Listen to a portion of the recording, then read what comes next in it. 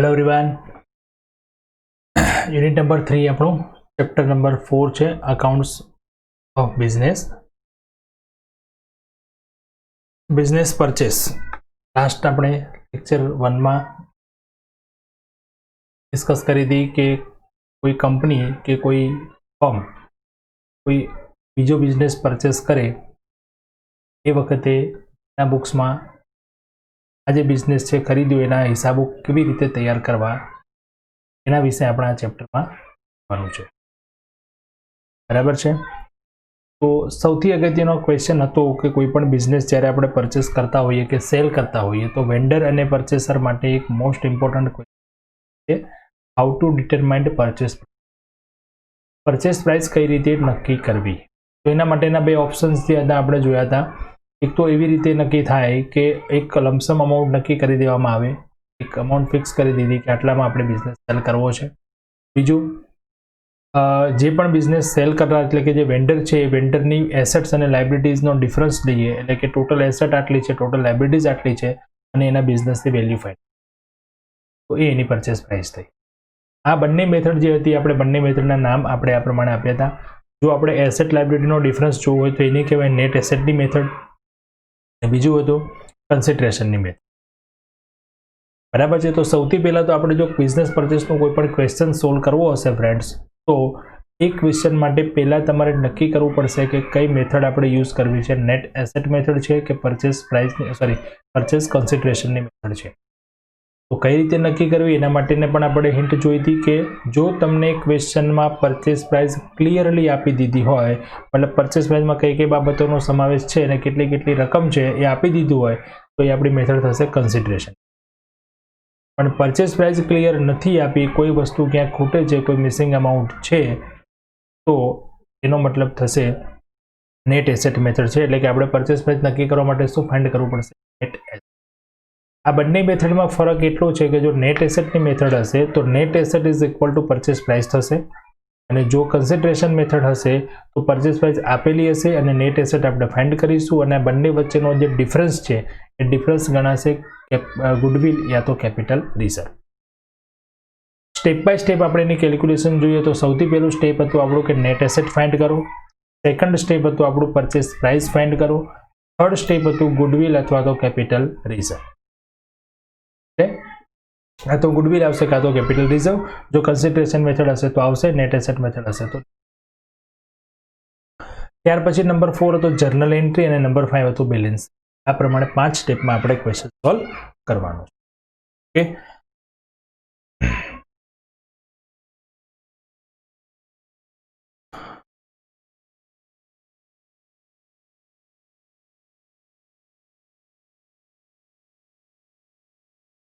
તો ચાલો આપણે આજે ક્વેશ્ચન જોઈએ।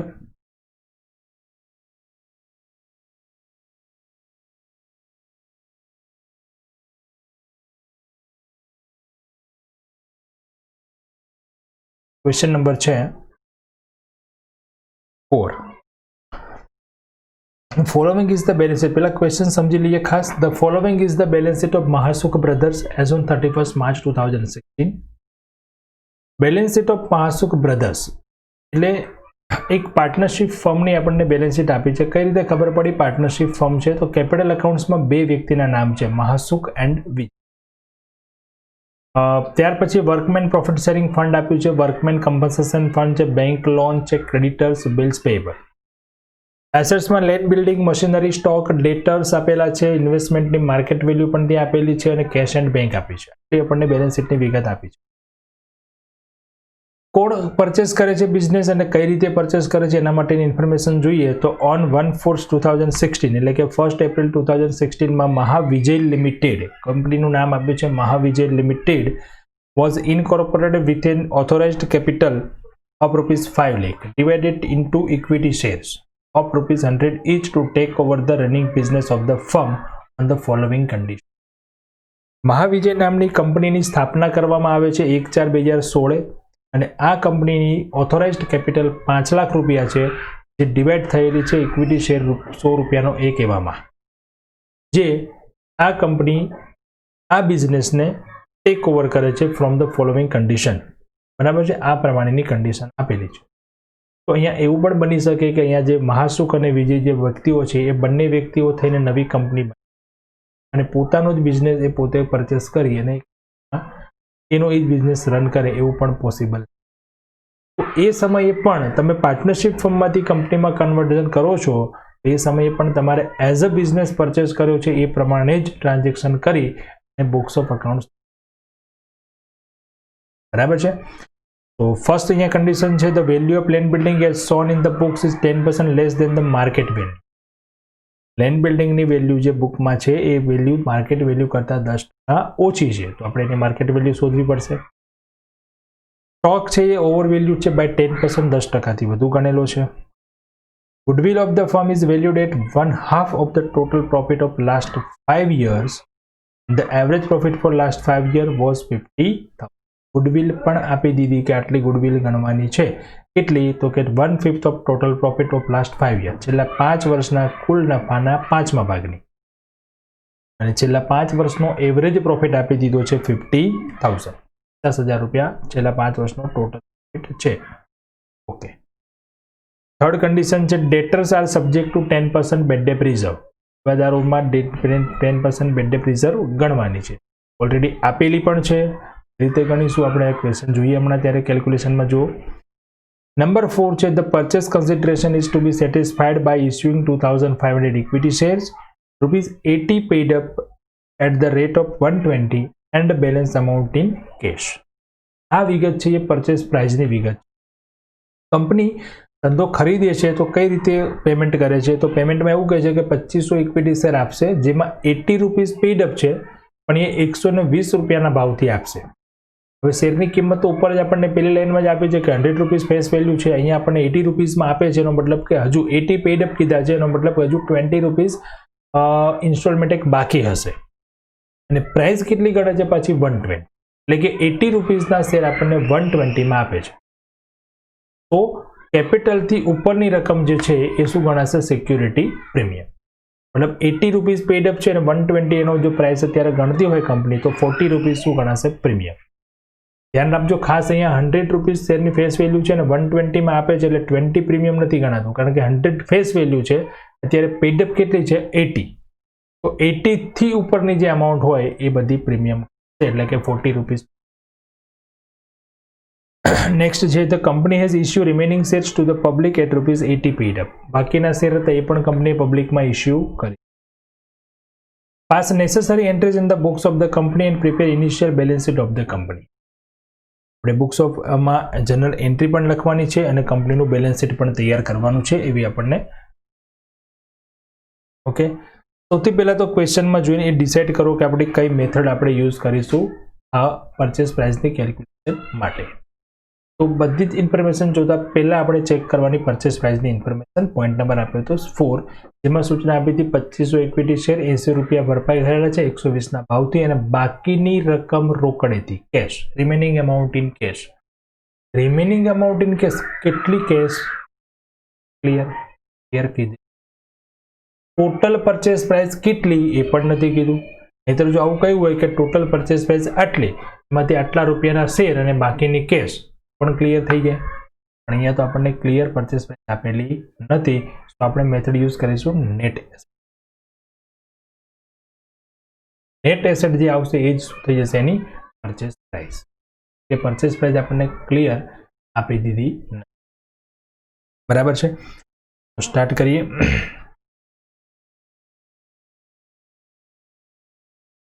સ્ટેપ નંબર 1 શું છે આપણું? Net asset. નેટ એસેટ ગણતી વખતે પણ જેટલા પણ પોઈન્ટ્સ આપણને નવી માર્કેટ વેલ્યુઝ આપેલી હતી, જે પણ એસેટ્સ લાયબિલિટીઝની, એ આપણે ધ્યાનમાં લેવી પડશે. તો પહેલા ગણીશું ટોટલ એસેટ. ટોટલ એસેટમાં સૌથી પહેલા તો લેન્ડ બિલ્ડિંગ. લેન્ડ બિલ્ડિંગ માટે આપણને ઇન્ફોર્મેશન આપી હતી કે લેન્ડ બિલ્ડિંગની જે બુક વેલ્યુ છે એ માર્કેટ વેલ્યુ કરતાં 10% ઓછી છે. બરાબર છે. સો માર્કેટ વેલ્યુ પર પર્સન્ટેજ આપેલા છે, તો માર્કેટ વેલ્યુ આપણે ધારવી પડશે, કારણ કે માર્કેટ વેલ્યુ આપણી પાસે છે નહીં. અહીંયા લેન્ડ બિલ્ડિંગ છે 180. સામે ધ્યાન રાખવાનું, બરાબર ડેપ્રિસિએશન હોય તો માઇનસ કરવાનો, પણ અહીંયા ડેપ્રિસિએશન નથી.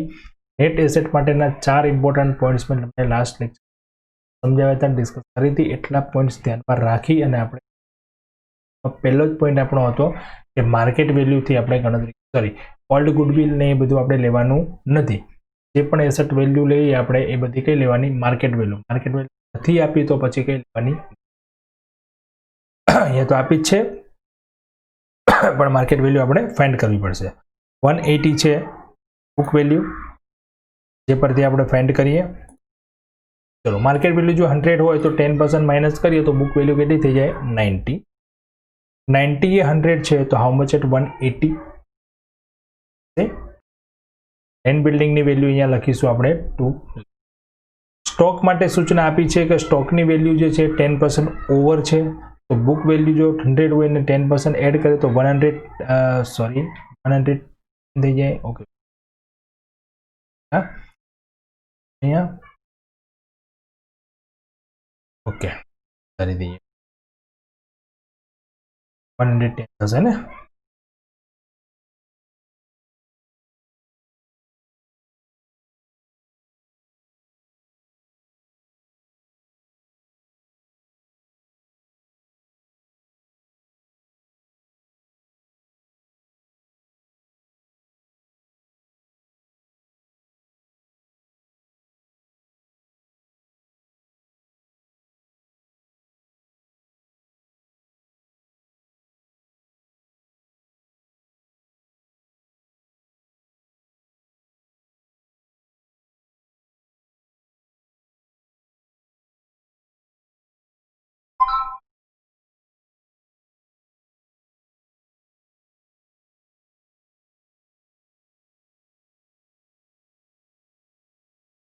ઓકે 110 એ 100 છે તો 11,000 કેટલા થશે, સ્ટોકની વેલ્યુ મળી જશે.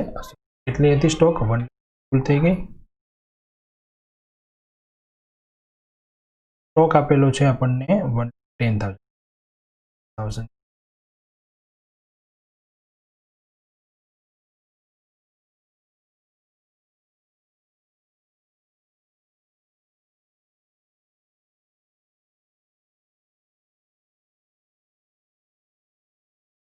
ડન.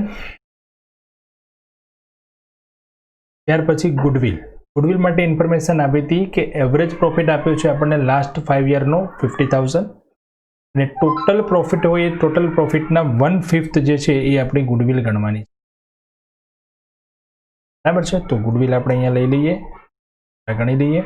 ટોટલ એવરેજ પ્રોફિટ છે એના પરથી ટોટલ પ્રોફિટ મળી જાય. જો એવરેજ પ્રોફિટની ફોર્મ્યુલા છે total profit divided by 5 years. જેટલા વર્ષની એવરેજ કીધી છે એટલું આવશે ને. તો total average profit is equal to total profit divided by 5. અહીંયા આપણને એવરેજ પ્રોફિટ આપેલો છે જેના પરથી આપણે ફાઇન્ડ કરી શકશું ટોટલ પ્રોફિટ.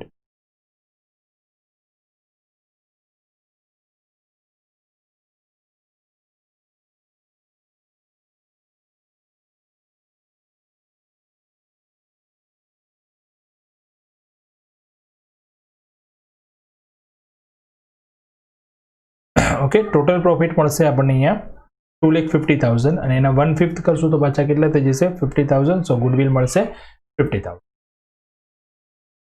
આ ત્રણની વિગત આપી હતી આપણને એસેટ્સ માટે.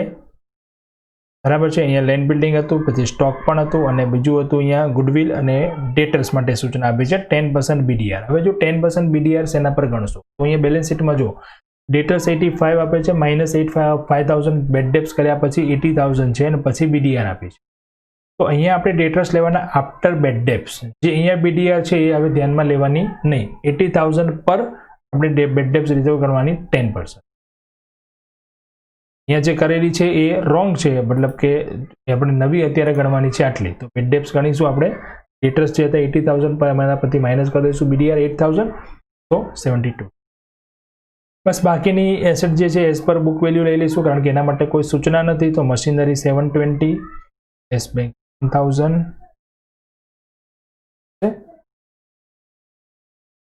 ઓકે 590 માઇનસ કરી દઈશું ટોટલ લાયબિલિટીમાં છે WPSF એટલે કે વર્કમેન પ્રોફિટ શેરિંગ ફંડ, એ લાયબિલિટી ગણાશે. બેંક લોન છે, રિટર્ન્સ છે, બિલ્સ પેયેબલ છે. નેટ એસેટ મળે છે 3,47,000. લાયબિલિટીમાં કઈ કઈ લાયબિલિટી લીધી જો આપણે, વર્કમેન પ્રોફિટ શેરિંગ ફંડ એ લાયબિલિટી ગણાશે, કમ્પન્સેશન ફંડ છે એ રિઝર્વ ગણાશે. લાયબિલિટી ગણાય નહીં. બેંક લોન, ક્રેડિટર્સ અને બિલ્સ પેયેબલ ઓનલી આપણે લાયબિલિટીઝ જ અહીંયા લેવાની છે. ઓકે, તો નેટ એસેટ મળી ગઈ 3,47,000. સેકન્ડ સ્ટેપ હવે આવશે આપણું પરચેસ પ્રાઇસ. પરચેસ પ્રાઇસમાં આપણને સૂચના આપી હતી અને અહીંયા નેટ એસેટ જે છે એ જ આપણી શું થઈ જાય પરચેસ પ્રાઇસ, એટલે ટોટલ પરચેસ પ્રાઇસ 3,47,000 હવે મળી ગઈ. હવે એમાં જે વસ્તુ ગણવાની છે ગણી લઈએ. તો ઇક્વિટી શેર આપણે ગણવાના હતા 2,500 × 80 એટલે કે 2 લાખ. સિક્યોરિટી પ્રીમિયમ છે 40 રૂપીસ એટલે કે 1 લાખ. તો બાકીની રકમ જે છે એ શું ગણાશે કેશ 47,000. ઓકે, નંબર 3 ગુડવિલ ઓર કેપિટલ રિઝર્વ હતું અહીંયા, પણ આપણે અહીંયા નેટ એસેટ એ જ શું થઈ જાય છે પરચેસ પ્રાઇસ, અને નેટ એસેટની મેથડ જ્યારે આવે ત્યારે તમારે ગુડવિલ કેપિટલ રિઝર્વનું નંબર સ્ટેપ 3 ગણવું પડશે નહીં. જો ગુડવિલ હશે તો અલગથી આપણને નવી આપી જ દીધી હશે, જે આપણે આ સ્ટેપમાં આ ક્વેશ્ચનમાં ગણી, પછી અહીંયા આપણે ગણવાની જરૂર છે. ગુડવિલ જ છે, કેપિટલ રિઝર્વ આમાં આવશે નહીં. કાં તો ગુડવિલ આવે ને કાં તો કેપિટલ રિઝર્વ આવે. પણ સ્ટેપ 3 ક્યારે કરવો પડશે? જ્યારે તમને પરચેસ પ્રાઇસ પણ આપેલી હશે તો બંને વચ્ચેનો ડિફરન્સ આપણે ત્યાં, અહીંયા તો ગુડવિલ જે હતી એ ઓલરેડી આવી ગઈ એટલે હવે ફરી પાછી આવે. રિમેનિંગ શેર એટલે કે બાકીના શેર જે પબ્લિકમાં ઇસ્યુ કરે એ ગણવા પડશે. તો ટોટલ શેર 5,000 હતા, 5 લાખ રૂપીસ અને 100 રૂપીસનો એક શેર એટલે 5,000 હતા, જેમાંથી 2500 એમણે પરચેસ પ્રાઇસ તરીકે આપી દીધા. બાકીના જે રિમેનિંગ શેર છે 2500 એ 80 રૂપીસ પેડઅપ તરીકે ઇસ્યુ કરવાના છે. ઓકે, આ થઈ ગઈ આપણી કેલ્ક્યુલેશન. અને હવે આપણું સ્ટેપ નંબર 4 આવશે જર્નલ એન્ટ્રી. આપણે લખીશું જર્નલ એન્ટ્રી. જર્નલ એન્ટ્રી એકદમ સિમ્પલ છે બિઝનેસ પરચેસની. સૌથી પહેલાં જે આપણે નેટ એસેટ ગણીને એ નેટ એસેટમાં જેટલી પણ એસેટ્સ આવી એ બધી ડેબિટ કરી દો. પહેલી એન્ટ્રી આપણે શું છે recording of business purchase. Purchase ધંધો ખરીદ્યો આપણે એની એન્ટ્રી લખવી છે. એની એન્ટ્રી લખવા માટે આપણી પાસે આ ઓપ્શન છે, બરાબર છે. આ રીતે તમે લખો, યાદ રાખી શકાય અને લખી પણ શકાય આરામથી.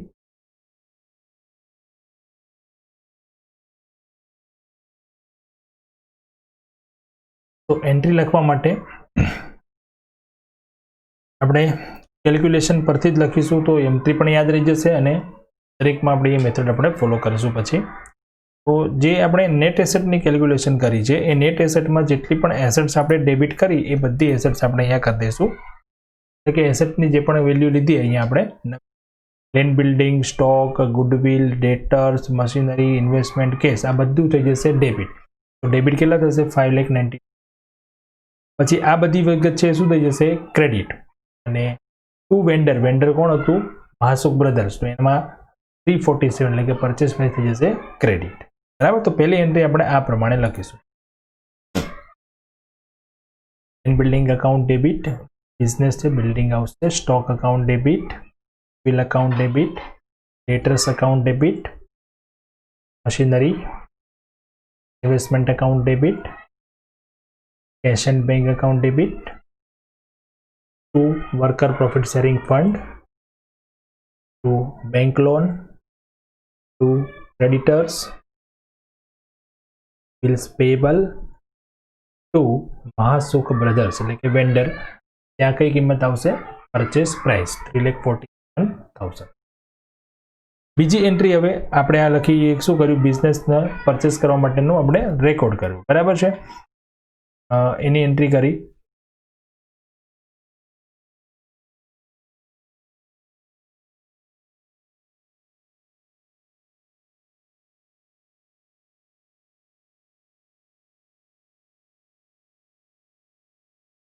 બરાબર છે.